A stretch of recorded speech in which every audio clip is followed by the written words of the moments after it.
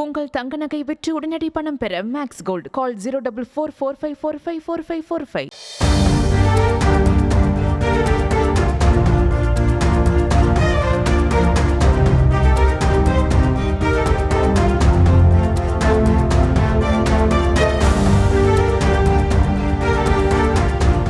கடந்த 2 மாதங்களாகவே மதுரை மாவட்டம் படு பிஸியாக இருந்து வருகிறது. முதலாவது, கடந்த மே மாதம் பிரம்மாண்டமாக பொதுக்குழு கூட்டத்தை நடத்தி அசத்தியது திமுக. தொடர்ந்து இந்து முன்னணி சார்பில் ஜூன் மாதம் முருக பக்தர்கள் மாநாடு நடைபெற்றது. இந்த சூழலில் நேற்று ஆடு மாடுகள் மாநாட்டை நடத்தியுள்ளது நாம் தமிழர் கட்சி. இதில் சுவாரஸ்யம் என்னவென்றால், வழக்கமான மாநாடுகளைப் போல அல்லாமல் இந்த மாநாடு சற்று வித்தியாசமாக நடந்துள்ளது என்பதுதான். மாநாட்டுக்காக மதுரை சிவகங்கை மாவட்ட எல்லையில் அமைந்துள்ள விராதனூர் என்கிற கிராமத்தை தேர்வு செய்து பரந்து விரிந்த நிலப்பரப்பை ஏற்பாடு செய்திருந்தனர். மாநாட்டு மேடைக்கு முன்பாக தலா 800 மாடுகள் என 4 பட்டிகளில் 3200 மாடுகளை அடைத்து வைத்திருந்தனர். இந்த மாடுகளை ஒழுங்குபடுத்த பட்டிக்கு 6 பேர் வீதம் காவலாளிகள் அமர்த்தப்பட்டிருந்தனர். கிடை மாடுகள் பட்டிக்கு வலதுபுறம் எருமை மாடுகளும் இடதுபுறம் ஆடுகளும் அடைக்கப்பட்டிருந்தன. மேலும் மேடைக்கு இடது மற்றும் வலது புறங்களில் நாட்டு இன மாடுகள் கட்டப்பட்டிருந்தன. அதே போல தலா 2 ஜல்லிக்கட்டு காளைகள் வீதம் 4 ஜல்லிக்கட்டு காளைகள் கட்டப்பட்டிருந்தன. அவை ஜல்லிக்கட்டு காளைகள் அல்லவா? ஆகவே காளைகள் திமிரி விடாதவாறு இருபுறமும் தடுப்பு கட்டைகள் அமைத்து கயிறு மூலம் இறுக கட்டி வைத்து பக்காவாக பாதுகாப்பு ஏற்பாடுகளை செய்திருந்தனர்.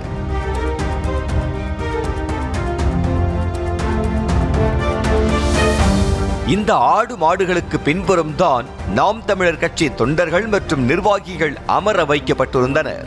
இது குறித்து விசாரித்த போது ஆடு மாடுகளுக்கு அடுத்த படிதான் மனிதர்கள் என்பதை உணர்த்தும் விதமாக அமர வைத்திருந்ததாக தெரிவித்தனர். மாநாடு தொடங்கியதும் முதலில் தீர்மானங்கள் வாசிக்கப்பட்டன.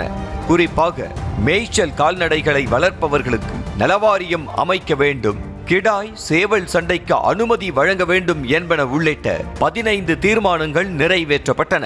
நாட்டின ஆடு நாட்டின மாடுகளை பாதுகாக்க அதனை வளர்க்கும் மக்களுக்கு தனியாக சிறப்பு திட்டங்களை ஏற்படுத்த வேண்டும். கால்நடை துறை மருந்தகங்களில் தமிழ் கால்நடை மருத்துவம் மற்றும் மருந்துகளை பயன்படுத்த நடவடிக்கை எடுக்க வேண்டும். தொடர்ந்து ஜல்லிக்கட்டு காளைகளுக்கு மாலை அணிவிக்கும் நிகழ்ச்சி நடைபெற்றது.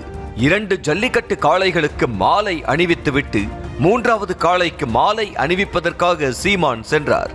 அப்போது கூட்டத்தை பார்த்ததும் அந்த ஜல்லிக்கட்டு காளை பயங்கரமாக திமிரத் தொடங்கியது.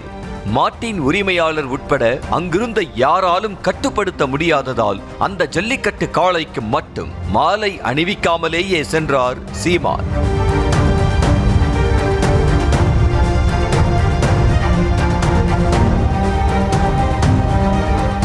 தொடர்ந்து மேடை ஏறிய சீமான் ஆடு மாடுகளின் அருமை பெருமைகளை பற்றி பேசி நீட்டி முழங்கினார்.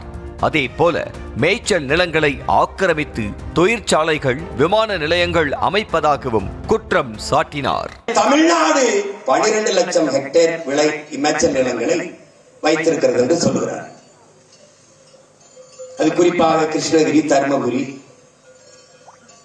சேலம், நாமக்கல், நீலகிரி இங்கெல்லாம் மேய்ச்சல் நிலங்கள் இருப்பதாக கணக்கிலே சொல்கிறார். கிருஷ்ணகிரி தர்மபுரியில 3 லட்சம் ஹெக்டேர், நீலகிரியில 1 லட்சம் ஹெக்டேர், திருவண்ணாமலையில் 1.5 லட்சம் ஹெக்டேர் மேய்ச்சல் நிலங்கள் இருக்கிறதாக சொல்கிறார்கள். இருக்கிறதா என்ற கேள்வியை நீங்களே எழுப்பி பாருங்கள். 12 லட்சம் ஹெக்டேரிலே எல்லா நிலங்களையும் மேய்ச்சல் நிலங்களையும் ஆக்கிரமித்து தொழிற்சாலை கட்டுகிறோம், விண்ணூர்தி நிலையம் கட்டுகிறோம், பேருந்து நிலையம் கட்டுகிறோம் என்று வீட்டு மனைகளாக விளைநிலங்களையும் மேய்ச்சல் நிலங்களையும் பறித்து எல்லாவற்றையும் அபகரித்துக் கொண்டார்கள். மேலும் தேனியில் மாடுகளை மேய்ச்சலுக்கு அழைத்து சென்ற போது வனக்காவலரால் மேய்ப்பர் தள்ளிவிடப்பட்டதை கண்டித்து ஆகஸ்ட் 3ஆம் தேதி தடையை மீறி மேற்கு தொடர்ச்சி மலை பகுதிக்கு மேய்ச்சலுக்கு செல்ல போவதாகவும் சீமான் அறிவித்தார். பின்னர் வனக்காவலரால் தள்ளிவிடப்பட்ட மேய்ப்பர் சன்னாசியை மேடைக்கு அழைத்த சீமான் அவருக்கு மாலை அணிவித்து கௌரவித்தார். நிகழ்ச்சியின் நிறைவாக தலைவர்களுக்கு வீரவாள் மற்றும் செங்கோல் வழங்கி கௌரவிப்பது போல இந்த மேடையில் சற்று வித்தியாசமாக சீமானுக்கு மேய்ச்சல் கோல் வழங்கப்பட்டது.